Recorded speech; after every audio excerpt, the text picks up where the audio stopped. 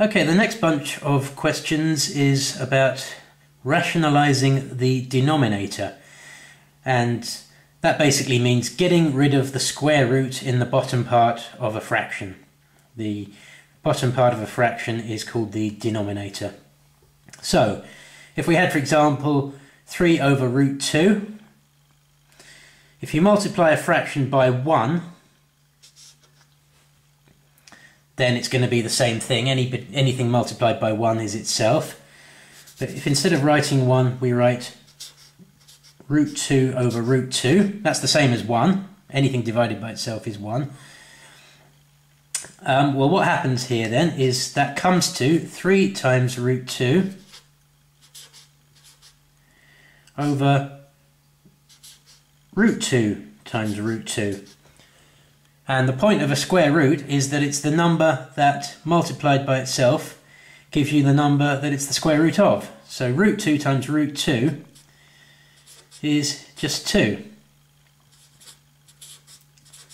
So this fraction here, 3 divided by root 2, is exactly the same as this fraction here, 3 root 2 divided by 2. But we've rationalized the denominator. We've got rid of the square root in the bottom of the fraction. And doing that can make fractions easier to work with. So question 1 said, rationalize the denominator and simplify fully 18 over root 2. So if we multiply top and bottom by root 2, that's just like multiplying by 1. So it doesn't make the fraction any bigger or smaller, it just gives it to you in a different form. And then you get 18 times root 2 on the top, and root 2 times root 2 on the bottom. Square root of 2 times the square root of 2 gives you 2. And then we can simplify this a bit because 18 divided by 2 is 9, so that's the same as 9 times the square root of 2. So that's our final answer.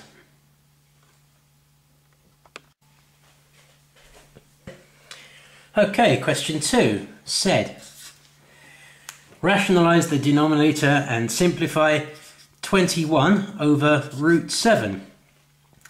So again, we've got the square root of 7 on the bottom that we want to get rid of it. To get rid of it, we multiply top and bottom by root 7. That's just like multiplying by 1. And 21 times root 7 is 21 root 7. And root 7 times root 7 is 7. The square root of 7 times the square root of 7 gives you 7 itself. That's what a square root is. And then this can simplify because 21 divided by 7 is 3. So all of that comes to 3 times the square root of 7. Okay, finally question 3, it says, simplify 10 over root 5 by rationalizing the denominator.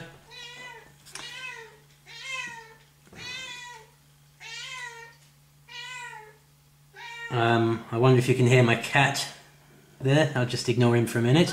Right, if we multiply top and bottom by root 5, that's just like multiplying by 1. And then 10 times root 5 is 10 root 5. Square root of 5 times the square root of 5 is just 5. And then it says, give your answer in its simplest form. 10 divided by 5 is 2. So in its simplest form, that is 2 root 5. 2 times root 5. And I'd better feed that cat.